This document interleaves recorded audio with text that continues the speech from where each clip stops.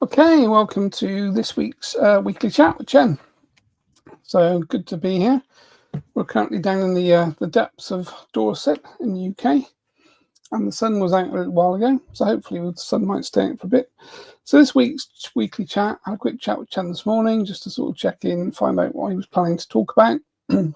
So he wants to talk about, well, three things really. First thing is the central nervous system and the kind of role that plays in our physical body effectively, and how that kind of connects to the spiritual aspect of who we are and what we are.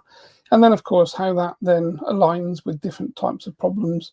So anxiety being one of the things that he wanted to cover and talk about, and also grounding. So grounding is obviously another thing that we're talking about from a connection from the central nervous system, really. So I'm just going to open the comment. So anyone that's watching this that wants to comment, feel free to pop some comments in the chat. I'll do my best to answer them before Chen gets to come in, which will be good. I think we've got probably Jane from downstairs, although Jane's now not downstairs, she's in the next room. So Jane from across the way, really, which is good. Okay, so where's my list? So central nervous system. So I did a bit kind of Googling really, just to kind of find out from our perspective what the central nervous system is and how it works. And then we're going to talk about that, or I'm going to talk about that for 5 or 10 minutes, and then I'm going to get Chen to come in and give his version of how that connects to us from a spiritual perspective, what it does, how it works, and why it's important, basically, really, from that perspective. And that was the chat that we were having this morning. So the central nervous system is the control center, really, of the body. It processes our information, coordinates all of our bodily functions, both voluntary, so things like moving our arms, and also the involuntary aspects of what we do, keeping us breathing, heart rate, that kind of stuff, basically. So everything that we are and works within us is coordinated by and controlled by the central nervous system. So we know that our brains are kind of like the main part of the body, the command center, the part that interprets sensory information. We know when we hear and see things, and we control thoughts, emotions, memories. And of course, the brain obviously sends out instructions to the rest of the body to do things like walk, move our arms, that kind of stuff. So different, obviously, parts of our brain, and those different parts have jobs to do different things. The cerebellum controls the balance, coordination, and the brainstem itself controls vital functions like breathing, heart rate, conscious awareness, that type of stuff. So then we kind of move on to the spinal cord in the human body. So the spinal cord, being the way that I kind of visualize it really, is a long thin tube, a structure that runs down the back, sort of enclosed within the spine itself. And this is kind of like a highway of fluid, moves up and down. It also carries messages really between the brain and the rest of our body. And we know that the spinal cord, if broken, then causes us severe problems with our legs and other parts of our body. So an intact, operating correctly spinal cord is key really to kind of how we maintain our health. And it also handles reflexes.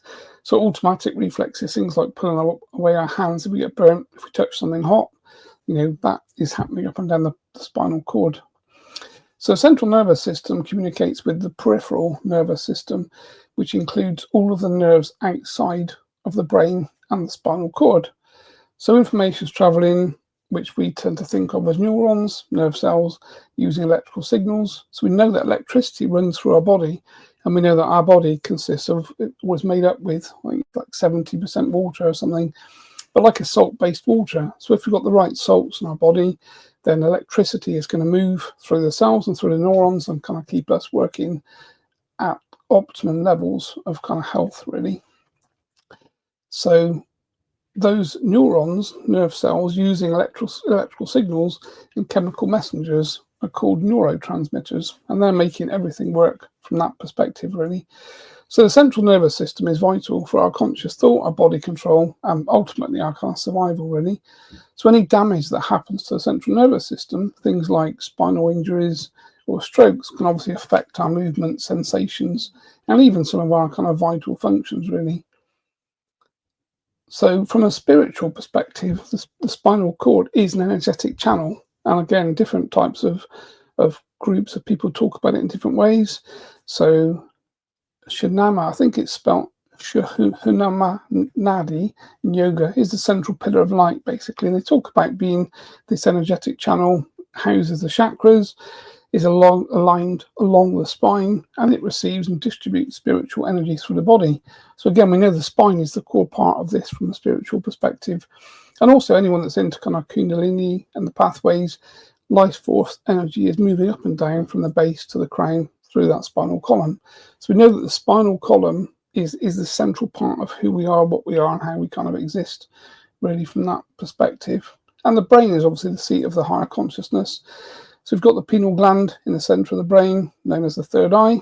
Spiritual antenna is the part that we kind of, again, protect when we do meditations and when we teach meditations and how to protect yourself. For people that are psychic, like myself, we know that we need to protect basically that kind of third eye. Otherwise, we can see pretty negative imagery, and we don't really want to see that from that perspective. So the pineal gland, or the pituitary gland, is the kind of master gland from that perspective, which kind of governs our spiritual growth and our divine connection. Then we've got the brainstem, where the CNS, central nervous system, meets the body. This is believed to be the entry point for spiritual influences, both good and bad. And of course, those of us that are talking to guides, having connections to other spiritual entities, the brainstem right at the back basically is the kind of core part. And I think when I view people psychically and see things that are connected to them that are negative, they're quite often connected at the back of the neck. And I guess if you guys have seen the sort of Matrix films, you know, you kind of see that. You look at sort of the back of Neo, and he has all of these kind of pipes connected into his back of his spine, I guess, along the kind of chakra lines, and you see these connections coming out. So even the film like The Matrix very clearly identifies these types of connections and how they're connected into the kind of spinal cord effectively. So then again, when we look at things psychically, again, if I look at people that we're clearing, we see entity attachments all the time. We see implants and cords. Again, they're all connected into the central nervous system. They're connected in, especially at the brainstem, base of the neck, or crown chakra. Again, heart chakra, we see quite a lot of connections in from other people. So when you're cording to other people, we see those coming in to the kind of heart area. But obviously energy can be hijacked through these interfaces effectively, and this is where the psychic protection conversation becomes quite critical, really. And spirit guides and our intuitive downloads also happen through the central nervous system. So this is kind of how light beings, the spirit guides, send inspiration, healing and guidance down through that CNS. So the central nervous system is kind of key to us operating from a physical perspective, but also it's kind of key to our spiritual development and our spiritual work. So anyone that's a medium or communicating with guides needs to kind of protect and control that central nervous system. And that kind of helps us with meditation, chanting, that type of thing, mantras, the things that we do that we know kind of increases our vibration and allows us to connect to our guides and work in that kind of positive way. So moving on, so energetic healing focuses, things like psychic surgery. Obviously we do psychic surgery, Reiki, chakra clearing, spirit release therapy. All of these things, all of these techniques and practices look to clear the central nervous system. And this is where obviously grounding and shielding becomes quite important to protect the channels and to maintain spiritual sovereignty. So activating the heart-brain coherence really strengthens that intuitive perspective whilst we protect ourselves from negative things that are unwanted generally. So that's kind of my quick overview in the way I kind of see and visualize the central nervous system. I'm sure Chen's got a very different idea. So we're just going to go to the chat a second to say hi to Tesla Jane from Mouse Mansion. Yeah, we're in a caravan basically that was inhabited by quite a few mice before we arrived. So I think Vanessa nicknamed it Mouse Mansion. So we've got no mice here now. They have all left basically, but Jane was not too keen on the droppings that they tend to leave behind.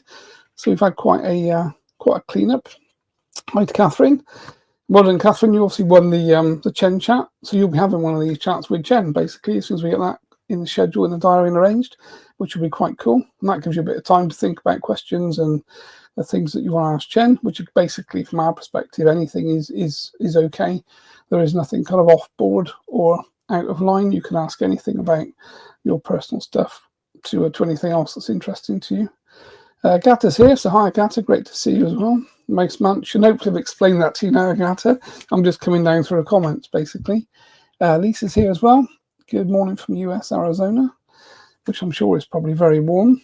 I think Jono's probably just in your neck of the woods, Lisa, actually. So I guess you probably didn't get round to kind of meeting up with John. I'm assuming that Arizona is probably a huge place, and I know he was on quite a tight time scale on things. So good to see you. Joanna's here as well.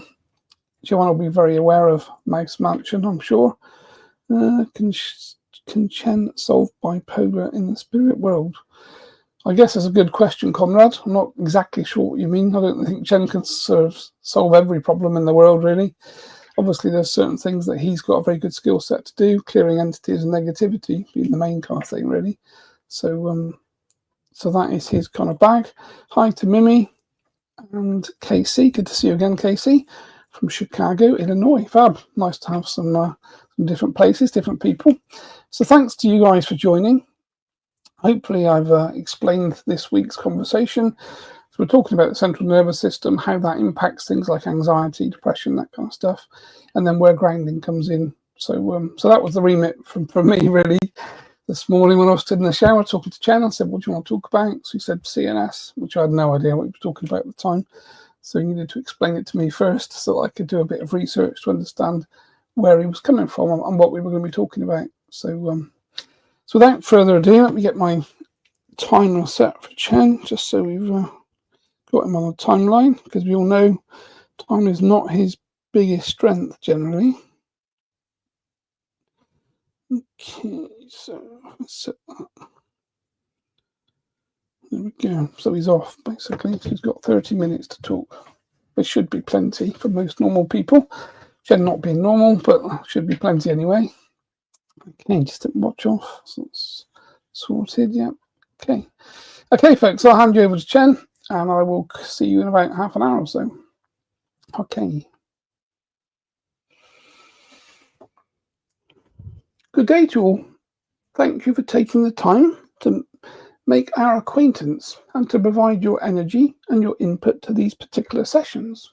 Obviously, from my perspective, engaging with each and every one of you is very important, and providing this information on a platform that people can watch in catch-up mode is also extremely important from my perspective, because we're very aware that people have different time zones, different things to do.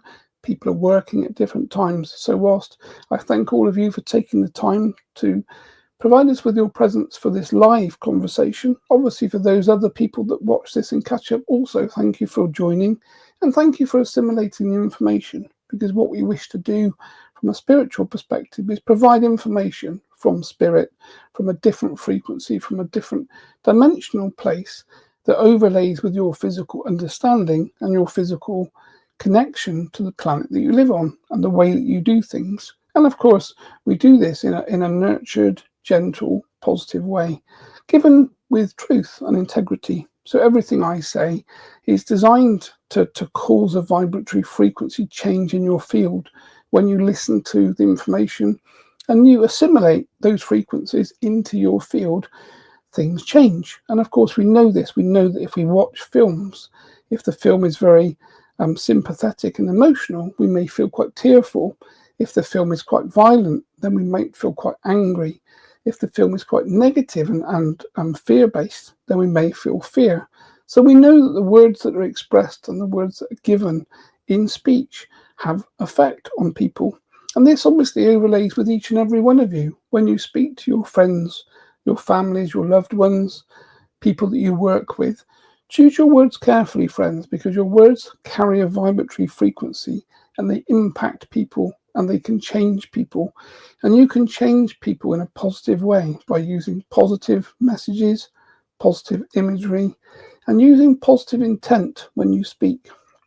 So giving that information in the right way, from your integrity, from your truth, changes and helps to clear people's fields.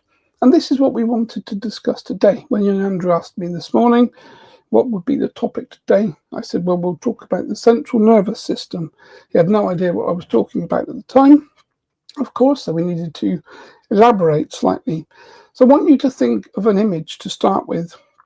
If you bring an image up in your mind of yourself and just see that as a physical person to start with, the person that you are, the physical person with the eyes and the hair, the makeup, if you're female, And of course, males do use makeup too.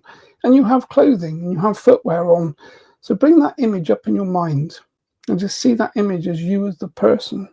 And now allow that image to slightly start to dissolve so that the physical aspects slowly start to disappear from your mind's eye. And what you're left with is an energetic vibration that is your spiritual frequency. So without your physicality, you're basically looking inside yourself almost like an X-ray. So you remove the layer of your skin and you see the physical human body, and you see inside that body there's a central nervous system. And that nervous system can be seen in terms of different elements that construct the nervous system, but everything is running around you, almost like you're alive. You have, as young Andrew said, neurons that are running around your body. You have nerves that go into each and every part of your body. They connect everything, and there is energy and frequency moving around this system continually, almost like a roller coaster. There's thoughts and energy, there's neurons snapping and connecting. It's a very interesting structure. Now, can you imagine holding your hand out to a plant, to a tree, and just holding your hand right next to a leaf? The leaf will start to bend towards your hand as you energetically magnetize it to you and connect, because you're an energetic person with energy and electricity and frequency. And when you touch a leaf or you touch a plant, there's a symbiotic relationship where energy flows between you both. And this, of course, is the concept of people that hug trees. Tree hugging is seen to be a very funny conversation. But of course, the concept being that a tree has huge, big roots, deeply connected into Mother Earth. A tree is assimilating energy from the center of the planet that you all live on. It's very connected. There's not just sap rising up and down the trunk of the tree.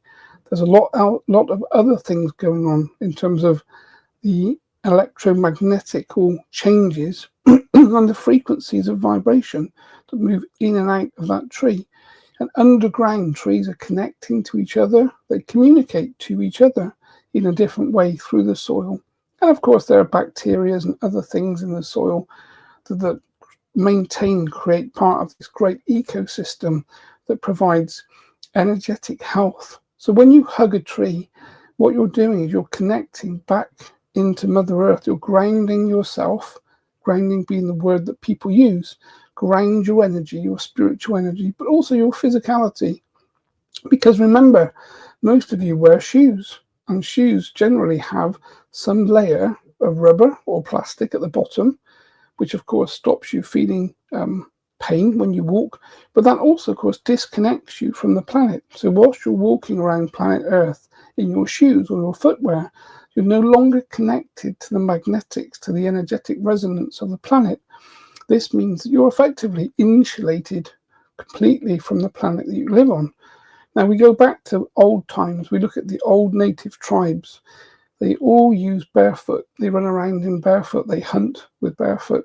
They don't use shoes at all because they know that through their feet, energy is provided to them from planet Earth. And this energy forms an electromagnetic connection to your central nervous system. So where we're going with this conversation is we look at people that have high levels of disconnection from the planet, people that have never meditated, they've never hugged a tree, they don't touch plants. People that live in urban places, maybe, whereby there's lots of electricity, there's lots of Wi-Fi, there's lots of vehicles, there's lots of pollution and toxins in the air. Very negative place to live in the middle of a city, which is why if you live in a city, you need to find time to move away from the city on your weekends, your days off, for your vacations.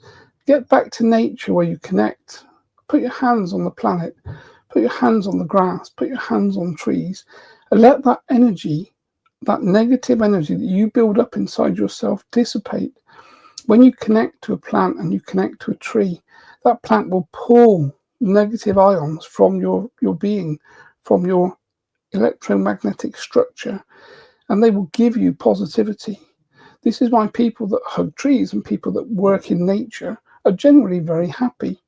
Take a moment to think about people that work in garden centres and places where plants are nurtured and plants are respected and they're lovingly watered and they're lovingly sold. these people are happy people generally because they're very connected to Mother Earth, they're very connected to the planet, they're grounded generally because they're continually touching plants, they're touching living beings, living energies, and the negativity in their field, their auric field, is being pulled away from them by this nurturing system of plant life and evolution. So again, we look at people that live and work in urban places in cities. They're very anxious. They're depressed, most of them. They're angry, generally. They're very time recipient. They're looking at their watches continually because they have meetings and they have places to be. They're time dependent. They're looking at trains and tubes and coaches and buses. Their whole life is one to be driven. They're driven, driving themselves and being driven by society in a very negative way. And this makes them very negative people because, of course, their energetic field is full of negativity from other people, from anger, from emotions, from sensitivities, with no way to release, no plants or trees or things that you can touch. Now, if you live in a city, when you're walking around the city, take time just to touch a tree. As you walk past, just put your hand out, touch a leaf.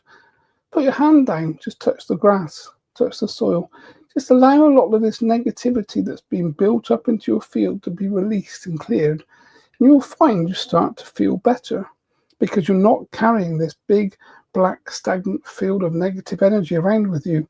You're releasing the energy to the planet, to Mother Earth, to the plants, to nature. Allow them to take it from you and you will feel better. Now, anxiety is one of the biggest problems in society. Everyone has anxiety. And anxiety can be caused through different things, of course. It can be caused from post-traumatic stress disorder, from traumas, from pain, from things you've been through. Anxiety can also be caused from this build-up of negativity that's in your field. People negatively connecting around you, talking about you, your parents having problems with the things that you do and say, judgment from other people. If you live in a space whereby you're continually being impregnated with this negative thought, this negative conversation, it will start to affect your field, and your field will start to collapse under the weight of negative energy. And this is the time that you need to find release. You need to walk outside barefoot and ground this stagnant, stale, negative energy from your field. You need to touch a tree, touch a plant, touch a leaf, cup a plant that's blooming, that looks marvelous and bright and lovely in the summer. Just put your hands around the outside without touching the plant, because again, the plant has a field. You don't necessarily have to touch the actual part. The plant has an electromagnetic field, the same as you have an auric field. So just by cupping a plant, you're making connection to that plant's energy, and that energy will jump across like lightning into your field. And the first thing it will do will pull negativity away from you.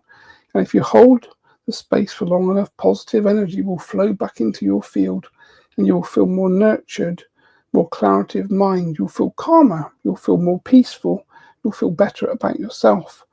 And this is what needs to be understood by people that are struggling, is that you need to surround yourself with living things. A house filled with plastic plants provides you nothing. They don't even look particularly good. A house filled with living plants, obviously, not only are they filtering your environment, they're filtering the air you breathe, they're removing toxicity and toxins from the air, they're providing you with oxygen, but they're actually able to clear your field. So again, people that have very negative mental structures, or people that have mental health problems, need to incorporate more nature, more plants into their daily life, into their daily environment. So it'll be good for you to buy plants, put them in your bedrooms, put them in places that you spend time, put them in your office. If you work from home and you spend lots and lots of hours sat at your desk working, have plants around you, because they're helping to clear your field, they're helping to calm your mind, they're helping to find that clarity of thought. They're working with you in so many different ways. They're filtering the air, increasing the oxygen levels that you breathe in, and of course you're a symbiotic energy. You take in air, your body processes air through your lungs, it provides oxygen for your blood. An environment or an atmosphere low in oxygen means lack of clarity of mind, lack of thought.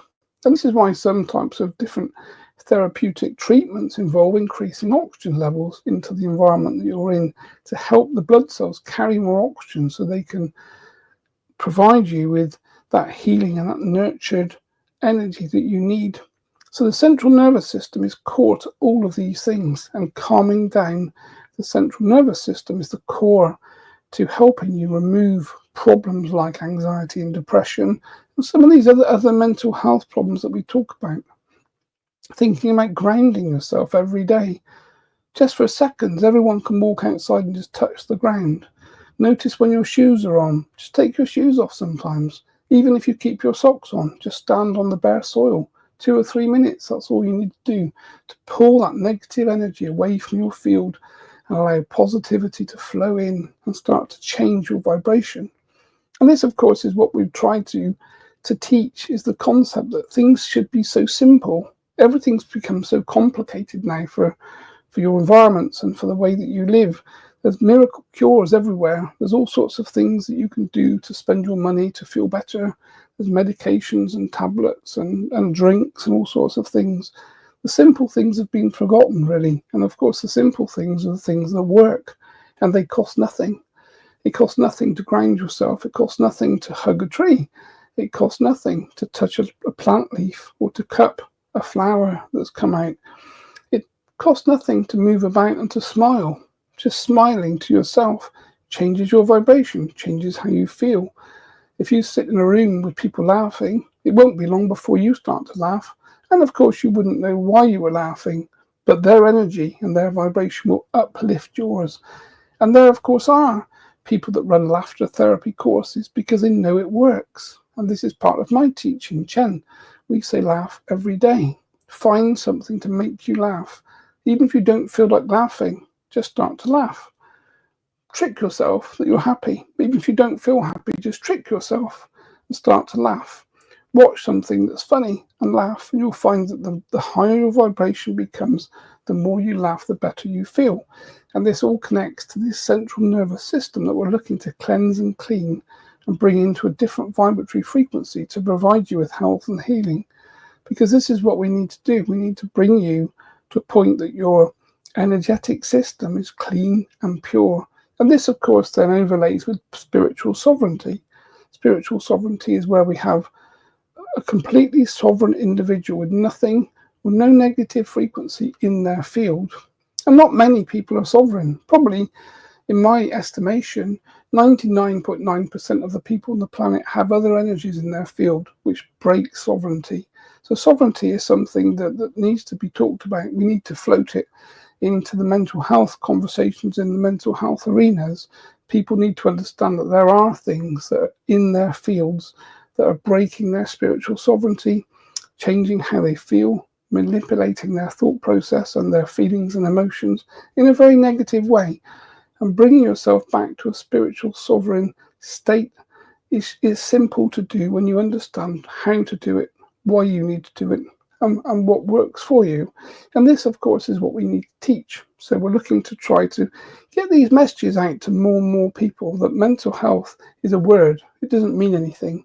Mental health. Health and mental, 2 words put together, but they mean nothing to most people. Mental health is a conversation about spiritual sovereignty. It's about the central nervous system, the calming down of the central nervous system, bringing someone back into a peaceful place of spiritual clarity, grounded to Mother Earth, in control of their thoughts and their mind. And this needs to be worked on. And obviously, if you're feeling like someone who needs to calm yourself down, then come away from people, come away from society, spend some time in nature.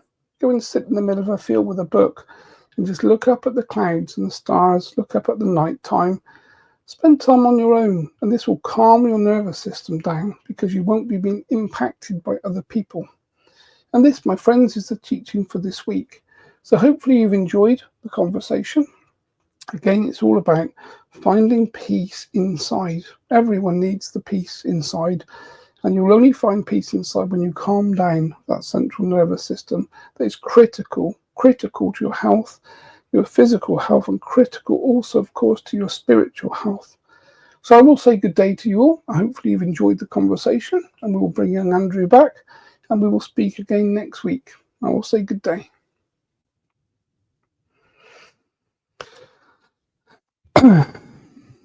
Okay. So 30 minutes, that's interesting. Cool. Just stop that. So, okay, so Chen's obviously had a chat about central nervous system and other things, which I'll get to watch a bit later, hopefully, which will be interesting. So hopefully you guys found that conversation of interest. As I say, I've got no idea, of course, what we talked about. Just going to say hello to a few new people that I can see in the chat that have joined. So Miriam's here. Great to see you, Miriam. And Ruth, Alternative Healings. Ruth is making some soap, actually. So if anyone's into soap, Ruth is going to be making some natural soap, which I've actually asked for because I used to make soap years ago. It was 10 years ago, actually, I was into soap making. So I wanted to make natural soap because most soap is configured and contains all sorts of chemicals and things really bad for you. So natural soap consists of about 3 things, basically. I think it's lye, deionized water, a bit of olive oil, some sort of fat, olive pomace oil, and then, of course, some nice smells. Again, essential oils, not fragrance oils. So I think Ruth has started making natural aura cleansing soap. I used to make some years and years ago and just sprinkle some salt on the top of it as it went off, basically. And we found it was really good for skin. I used to use it for shaving as well, because obviously I shave every day. And when I shave normally with the normal kind of branded shaving products, your eyes water because they're toxic. They're giving off toxic vapors and stuff, and it's not great. But with the old-fashioned soap that kind of consisted of more or less nothing, you kind of get that into a lather, put it on your face. There's no eye watering. It's good for your skin, makes them really soft. I had a couple of friends that were had skin problems and stuff, and they used to buy like some of these blocks of soap I made off me, so it was quite good. So if anyone's into soap, Ruth's the person, because she's busy locking up her aura cleansing soap. I made another batch today, which is good. Say hi to Kira. Good to see you, Kira, as well. Thanks for joining. Ruth's just talking about soap. Vanessa. Oh, Vanessa. Yeah, Vanessa's here. Thanks to see Vanessa. Vanessa's also making some big pyramids. If anyone's interested in some huge resin pyramids that kind of clear the whole of the world from a spiritual perspective, then Vanessa's the person to talk to. So we kind of make our little small pyramids that we find easy to post and stuff. But obviously, there's big ones that you can make. I think they're about 9 inches tall. I've got quite a few of them around my room, and we keep them around the house. But Vanessa started to make and sell those. So anyone that's interested, ping Vanessa and see what she can do for you. But I think that probably concludes the session.